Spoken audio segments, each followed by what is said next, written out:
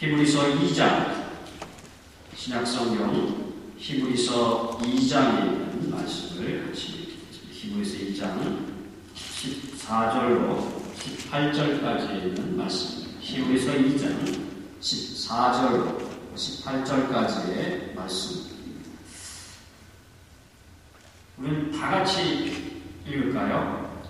자녀들은 혈과 육에 속하였으며 그도 또한 같은 모양으로 혈과 육을 함께 지니시던 죽음을 통하여 죽음의 세력을 잡은 자 곧 마귀를 말하시며 또 죽기를 무서워함으로 한평생 매어 종로로 타는 모든 자들을 모아두려 하시니 이는 확실히 천사들을 붙들어 주려 하심이 아니요 오직 아브라함의 자손을 붙들어 주려 하십니다.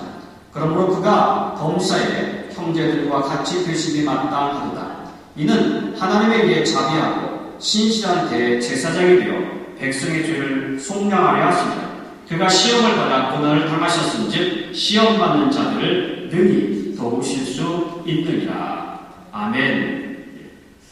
오늘은 고난주간입니다. 고난주일이죠.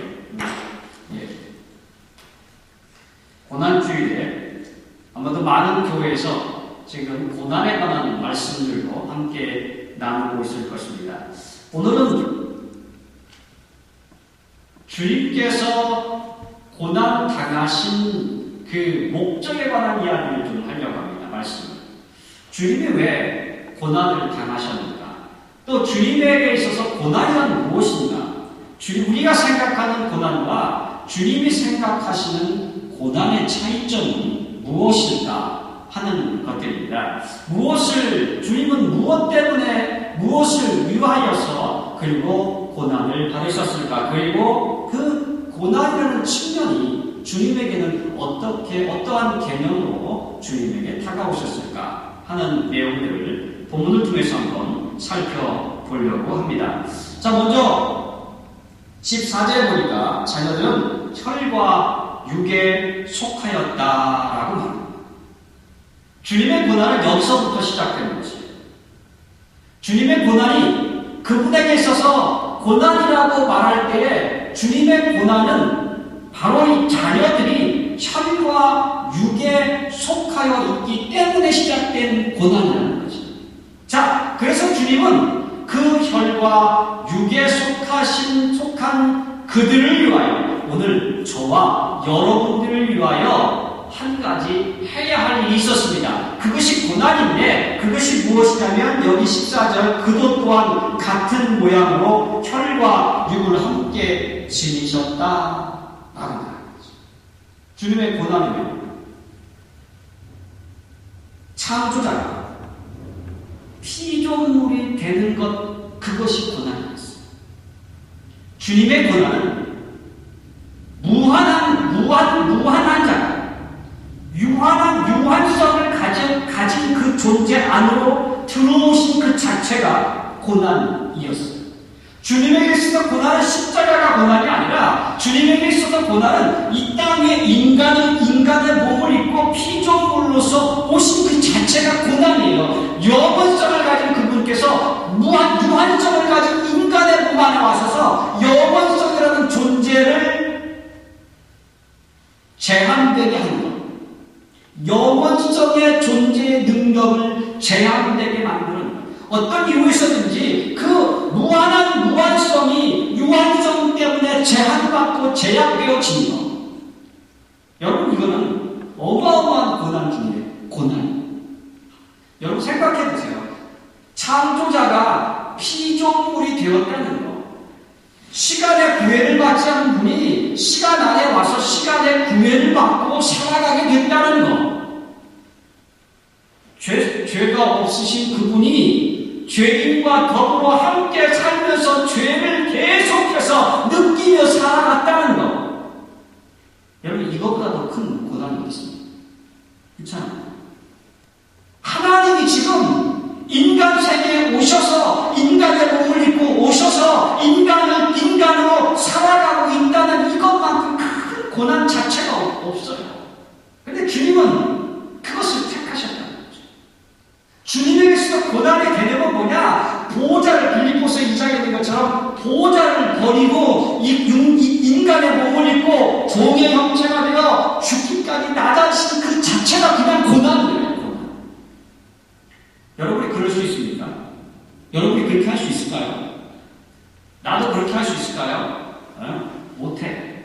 여러분 지금 이거 다 예를 들면 여러분이 누리고 있는 모든 것 다 버리고 이거 다 포기하고 아무것도 없이 세상의 가장 천한 모습을 한번 1, 3년만 살아보라고 제안하면 못 사는 거예요. 이것과는 주님의 이 땅에 인간의 몸을 입고 오신 거하고는 비교가 안 되는 거예요. 자, 그런데 주님은 왜 그렇게 하셨을까? 왜 그런 고난에 스스로 즐거움으로 기쁨으로 그 고난에 동참하셨을까? 왜 그런 고난을 마다하지 않으셨을까? 하나님이 피조물이 되어 피조물의 연약성을 그대로 다 감당하신 이유가 뭘까? 본문은 계속해서 이렇게 말합니다. 죽음을 통하여 죽음의 세력을 잡은 자 곧 마귀를 멸하시며. 고난의 목적이 여기 등장합니다. 뭐라고요? 죽음을 통하여 죽음의 세력을 잡은 자 곧 마귀를 멸하시며.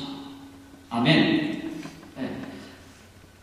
주님의 고난의 목적, 주님 하나님으로서가 아니고 인간으로 이 땅에 오셔야만 했던 그 목적, 그리고 영원성을 가진 그분께서 유한성을 가지고 살아갈 수밖에 없었던 그 목적, 완전한 의의 그 완전체가 불완전성의 죄인의 모습으로 죄와 더불어 이 땅에서 살아갈 수밖에 없었던 그 목적은 단 하나였어요. 그게 뭐냐? 오늘 저와 여러분들의 삶 자체를 완전히 망가뜨려버리고 하나님과의 관계를 깨뜨려버렸던 여기 마귀를 멸하시기 위함이었다. 여러분, 주님은 이 땅에서 저와 여러분의 삶 속에 함께 하시면서 주님은 그 연약성을 친히 경험하셨어요. 우리의 성품을 가지고 이 땅에 사시면서 인간의 성품으로서 인간의 삶을 통하여 하나님 앞에 온전히 나아갈 수 있는 방법들을 가르치시고 제시하셨어요. 주님이 이 땅에 인간의 삶을 살면서도 여전히 믿음이라는 것이 무엇인지를 온전하게 보여주셨어요. 하나님의 말씀을 지키는 것이 어떤 것인지를 가르쳐 주셨어요. 심지어는 십자가 위에서도 주님은 말씀하시기가 내가 다 이뤘다라고 말이죠.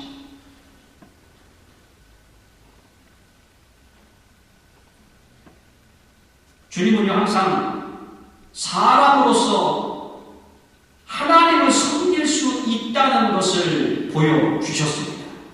사람으로서 하나님 앞에 온전한 모습으로 나아가서 하나님의 인정을 받을 수 있다고 보여주셨습니다. 히브리서 5장 7절과 9절을 이렇게 말합니다. 그는 육체에 계실 때에 자기를 죽음에서 능히 구원하실 이에게 심한 궁곡과 눈물로 간구와 소원을 올렸고 그의 경외하심을 인하여 들으심을 얻었느니라. 그가 아들이시라도 받으신 고난으로 순종을 배워서 온전케 되었은지. 하나님으로서 비록 육신의 몸을 입고 있었지만 그는 통곡과 눈물로 그의 소원을 하나님께 아뢰고 그를 하나님을 경외하심으로 인하여 온전하게 되었다라는 거죠. 그렇죠? 주님의 고난은 인간의 몸을 입고 이 땅에 오신 주님의 고난은 오늘 저와 여러분도 그렇게 하나님께 온전히 될 수 있다는 예가 되는 것이에요. 자, 이러한 하나님께 온전히 되었다는 것이 무엇을 의미하냐면 우리를 방해하는 사탄의 세력을 넉넉히 이길 수 있다는 것을 보여준. 우리는 종종 말합니다. 참 연약하다. 그렇죠? 저나 여러분이 얼마나 연약합니까? 이게 그런데 하나님 보시기에는 핑계라는 거예요. 핑계가 이런 좋은 핑계가 될 수 없어요. 우리 연약하잖아요 라고 말할 때 하나님은 네가 왜 연약해? 왜? 주님이 계시니, 하나님이 계시니, 왜 연약해? 연약하다는 말은 성도가 해야 할 말이 아니에요.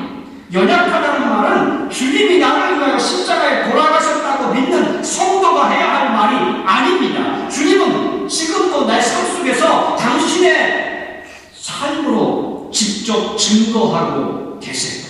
하나님을 섬길 수 있다고요. 온전해질 수 있다고요. 주님이 그러셨던 것처럼, 온전하게 되셨던 것처럼, 온전한 모습으로 마귀의 세력을 잡으셨던 것처럼 오늘 우리도 그렇게 할 수 있다고 가르칩니다. 신이 본을 보여주셨어요. 그분이 인간의 연약성 속에서도 믿음의 온전성을 보여줌으로써 마귀를 멸하셨던 것처럼 오늘 저와 여러분도 그렇게 할 수 있다고 합니다. 본문 2장, 히브리서 2장 9절을 한번 같이 읽어보십시다. 우리 히브리서 2장 9절을 한번 같이 읽어볼 필요가 있습니다. 같이 한번 읽어보겠습니다. 다 찾으셨죠? 오직 우리가 천사들과 잠시 동안 못하게 하심을 입은 자, 곧 죽음의 고난 받으심으로 말미암아 영광과 존귀로 쓰신 예수를 보니 이를 행하심은 하나님의 은혜로 말미암아 모든 사람을 위하여 죽음을 맛보게 하시리라. 주님은 연약한 육신에 눕고 있었어요. 저와 여러분과 같은 성정을 가지고 있었어요. 여기 앉아있는 여러분이나 저나 주님과 똑같아요. 주님이 이 땅에 살면서 본인을 위해서 하나님의 능력을 사용하신 적이 있습니까? 없었어요. 이 땅에 살아가면서 본인이 해야 할 일을 하나님의 권세, 하나님의 능력으로 본인이 하나님이시기 때문에 그 하나님의 능력으로 그것들을 해결하지 않았어요. 어떻게 했습니까? 본인 스스로 인간의 모습을, 인간의 연약성을 가진 그 모습 그대로 하나님의 일들을 감당해내셨어요. 그런데 본문은 오늘 히브리서 2장 9절은 뭐라고 말합니까? 히브리서 2장 9절은 이렇게 말, 그것이 무엇이냐면 하나님의 은혜로 말미암아. 아멘. 예. 하나님의 은혜로 말미암았어요. 믿으시기를 바랍니다. 예. 오늘 이 땅에서 우리에게 주어지는 수많은 연약성들은 결국은 하나님의 은혜로 말미암아 극복해낼 수 있는 것이에요. 예수님이 그 모습을 보여주신 거예요. 인간의 몸을 입고 인간의 제한된 속성 가운데 있으셨지만 하나님의 은혜로 인하여 그 제한된 속성을 벗어날 수 있었던 것처럼 오늘 정말 여러분이 인간의 제한된 속성을 갖고 있지만 하나님의 은혜로 인하여 그 제한된 속성에서 하나님의 권세와 능력들이 사용되어 줄 거라고요. 예수님이 보여주신 것, 고난을 받으신 분, 인간의 몸을 입은 그 자체, 그것이 고난의 모습인데 그것이 보여준 모습은 우리도 그렇게 할 수 있다. 그런데 여러분, 많은 이들이 이걸 착각하고 있어요. 많은 이들이 이 모습을 잃어버려요. 그리고 좋은 때만 생각해요. 좋은 때만 하나님의 은혜가 있어 라고 말해요. 아니에요. 하나님의 은혜는 좋은 때나 나쁜 때나 동일하게 있어요. 그 동일성을 우리가 무시하면 절대 안 되는데 우리가 하나님의 은혜는 좋은 때만 나타났다고 해. 그리고 좋지 못하면 믿음이고 뭐고 필요 없어요. 본성이 그러라고 합니다. 본성. 예수 믿는 사람의 모습이 아니에요.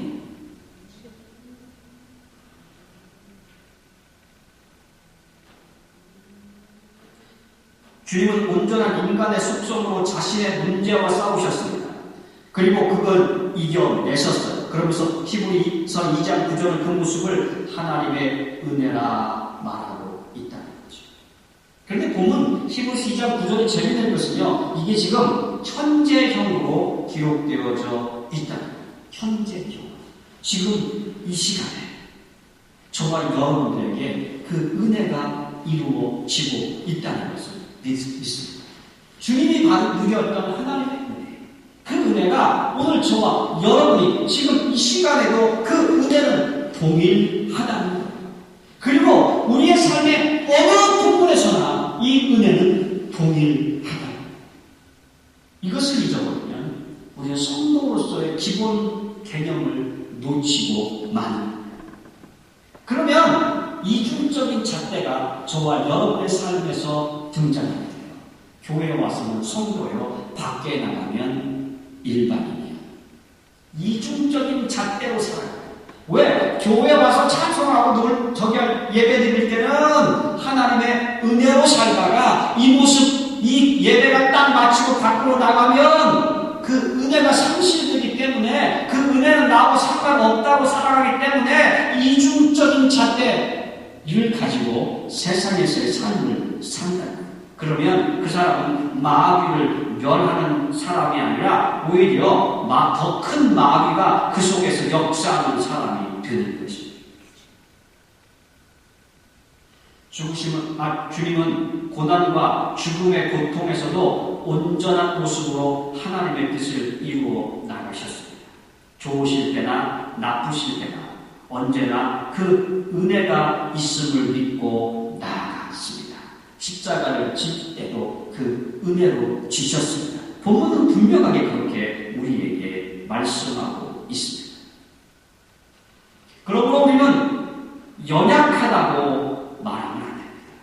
그러므로 우리는 연약해서 하나님의 뜻대로 살지 못한다고 이야기하면 하나님의 은혜가 왜곡되어지는 것이죠. 내가 그렇게 말하는 순간 하나님의 은혜는 이미 나로부터 왜곡되어지고 마는 것이죠.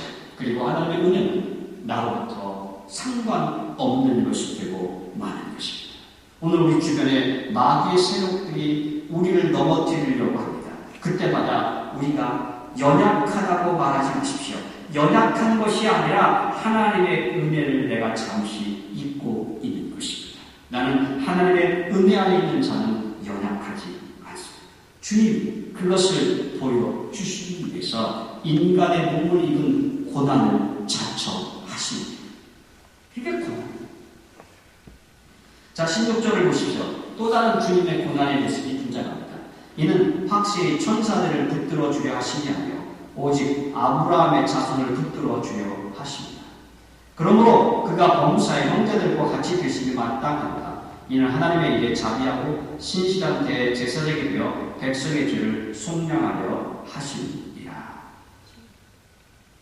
주님이 고난받으신, 주님이 인간의 몸을 입고 인간으로서 이 땅에 살아가셨던 또 하나 이유. 왜 고난을 말했냐면 여기 있는 것처럼 아브라함의 자손을 붙들어 주려 하십니다.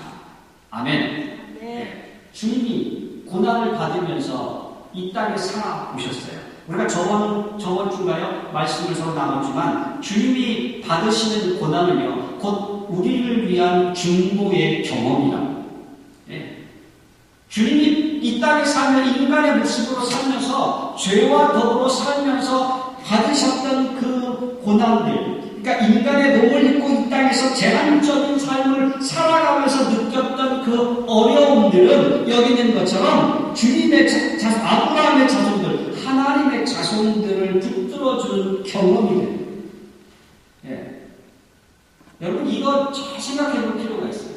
예를 들어 이런 겁니다. 하나님이 인간을 창조하셨잖아요. 그렇죠? 인간을 창조했어요. 그렇다고 하나님이 인간이라고 말할 수는 없어요. 그렇죠? 하나님이 인간을 창조했지만 하나님은 창조자고 인간은 피조물이야. 하나님과 아담과 이브가 하나님과 동산에서 거닐고는 있었지만 이브는 하나님과는 격이 다르다. 하나님은 창조자고 아담과 이브는 피조물이에요. 같이 동산을 거닐고 있지만 창조자와 피조물의 관계는 여전히 있어요. 그렇죠? 창조자는 창조자의 위치에 있고 창조자는 창조자의 세계가 있어요. 피조물은 피조물의 세계가 있고 피조물은 피조물의 위치가 있듯이 창조자가 피조물의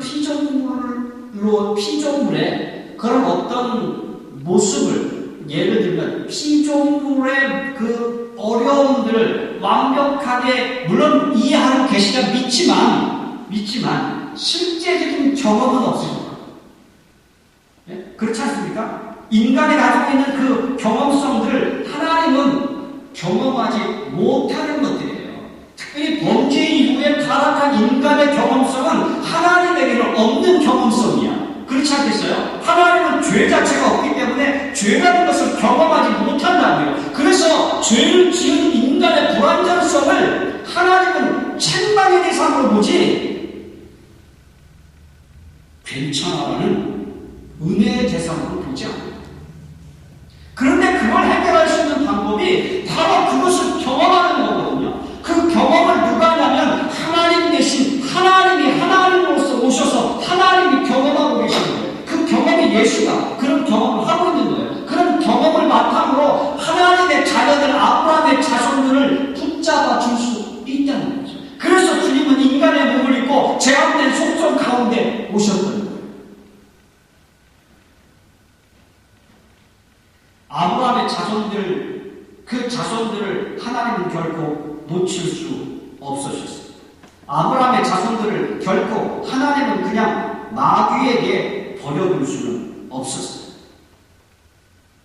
그래서 친히 그 어려움이 무엇인지를 경험하실 필요가 있었다는 거죠. 그래서 직접 오셔서 인간의 어려움들을 경험하기 시작했습니다.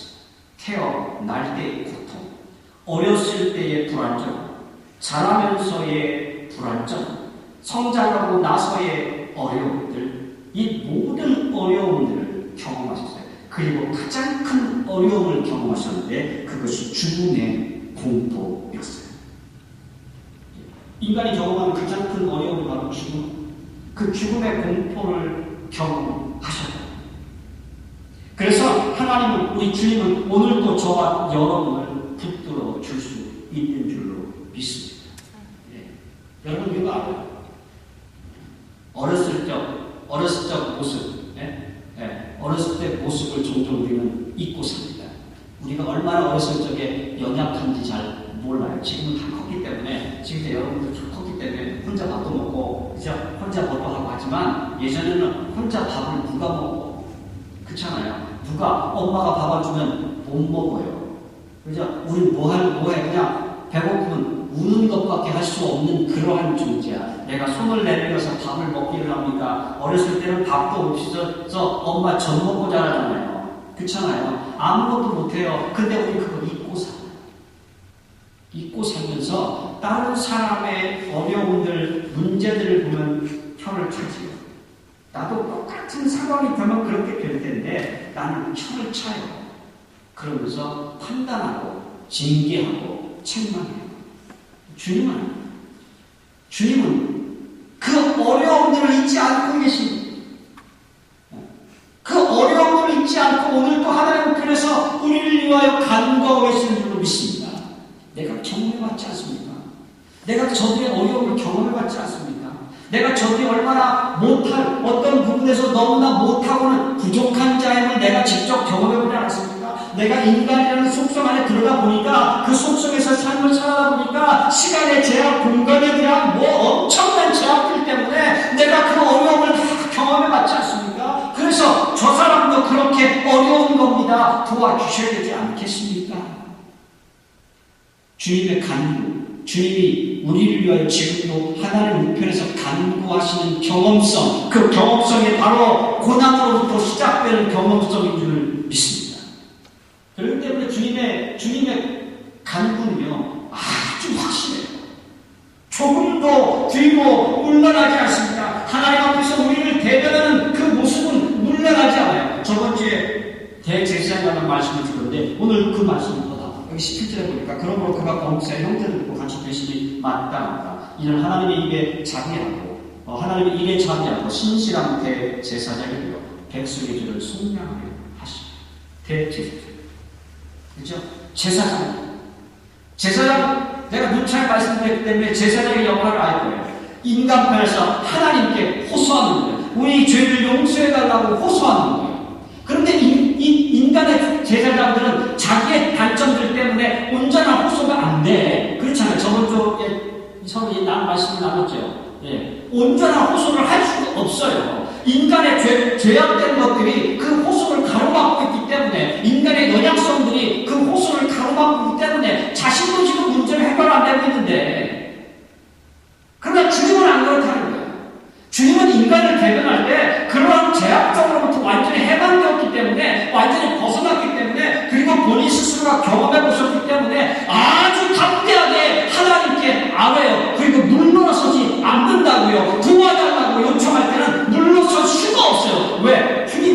그걸 경험해 봤기 때문에.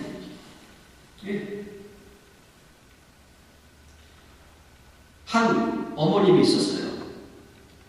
그런데 이 어머니는요, 그 딸을 위해서 자신이 대신 벌을 받겠다고 소리치며 다니는 어머니였어요. 재판장을 쫓아가서 내가 내 딸을 대신하여 벌을 받겠습니다. 내 딸은 죄가 없습니다. 죄가 없습니다. 감옥에 갇히는 그날도 온 동네 방네를 쫓아다니면서 외쳤어요. 내 딸은 죄가 없다. 나 때문에 그렇다. 내가 대신 죄를 받겠다. 그 여인은 어떤 딸을 갖고 있었냐면 남편을 죽인 딸을 갖고 있었어요. 그 남편으로 인해서 12년 동안 고통이 당하다가 더 이상 참을 수가 없어서 남편을 그만 죽여버리고 말았어요. 그런데 그 어머니가 그 딸을 위하여 내가 대신 벌을 받겠다고 호소하며 돌아다니고 있었다는 거죠. 왜냐하면 그 어머니는 12년 동안 그 딸이 어떻게 살았는지를 친히 보았기 때문에. 그러면서도 그 딸이 이혼하지 않기를 바랐고, 그 딸이 그런 고통을 당하고 있음에도 불구하고 역시 한 아이의 어머니로 살아가기를 바랐고 정상적인 가정을 꾸리기를 바랬기 때문에 그 딸의 고통을 그가 다 보았던 거예요. 그래서 그 딸이 범죄를 저질렀을 때 그것이 내 탓이다. 그것이 내가 대신 감당할 죄다. 그렇게 외치며 돌아다녔던 거예요. 결국 그 딸은 그 죄의 심각성보다는 그가 받았던 고통 때문에 형이 감량이 되었어요. 다행히 많은 형은 받지 않았습니다. 그래도 그 어머니는 그 딸을 대신할 수는 없었어요. 그렇죠? 그게 인간의 모습이에요. 그게 인간된 대제사장들의 모습이에요. 인간의 죄를 대신할 수는 없었다는 말이에요. 대신 짊어질 수도 없었어요. 알고는 있어요. 얼마나 큰 죄인인지. 그러나 그 죄를 대신할 수 있는 능력은 없었다는 말이에요. 그러나 주님은 그 죄를 대신하셨어요. 왜? 순결하니까. 순결히 그 죄를 이겨낼 수 있었기 때문에 말이죠. 주님은 친히 십자가의 용서의 제물이 되심으로써 죽음의 고난에서 완전한 해방을 이루어 주셨어요. 그래서 주님은 단번에 우리를 거룩하게 하셨답니다. 그리고 온전한 도움을 주셨어요. 죄로부터 벗어날 수 있는 온전성 말이에요. 그래서 히브리서 10장 10절을 이렇게 말합니다. 이 뜻을 쫓아 예수 그리스도의 몸을 단번에 들이심으로 말미암아 우리가 거룩함을 얻었노라. 우리가 기억해야 될 것은 주님은 간접적인 경험을 통해서 우리의 고통을 이해하고 있지 않다는 것입니다. 인간된 대제사장들이 간접적인 고통으로 우리 백성들의 죄를 하나님께 아뢰지만 그러나 예수 그리스도는 온전한 대제사장으로서 이 땅에 오셔서 하나님으로서 친히 인간의 고통을 경험한 직접적인 경험을 통해서 우리의 죄를 하나님께 용서해 달라고 스스로가 희생의 제물이 되셨습니다. 이를 위해 주님은 고난에 인간의 몸을 입고 오는 고난을 마다하지 않으십니다. 거룩하고 악이 없고 더러움이 없고 죄인에게서 떠나신 분께서 우리를 위한 속죄의 제물이 되어 주셨음을 믿으시길 바랍니다. 그게 주님이 고난을 당하셔야 했던 목적이라는 거죠. 이제 우리는 대제사장 대신 예수 그리스도를 붙잡는 것이 필요합니다. 자, 여기 18절을 보십시오. 그가 시험을 받아 고난을 당하셨을 즉 시험 받는 자들을 능히 도우실 수 있느니라. 아멘. 이제 우리에게 필요한 것은 우리 주님을 굳건히 붙잡는 거예요. 우리 주님을 붙잡고 우리 주님이 우리를 도와달라고 외치는 것이에요. 주님 좀 우리를 도와달라고 하나님 앞에 주님처럼 기도하는 거예요. 주님이 그렇게 하셨다는 것처럼 말이죠. 하나님의 은혜가 필요하다고 외치는 거예요. 하나님의 보좌 앞에 우리가 나간다는 건 무엇을 의미냐면 하나님의 도움을 필요하다고 외치는 그 외침이 있다는 거예요. 이 시간에도 우리는 주님이 우리를 위해 간구하고 있다는 것을 기억해야 합니다. 그리고 그 간구에 나의 이름이 포함되어지도록 외쳐야 합니다.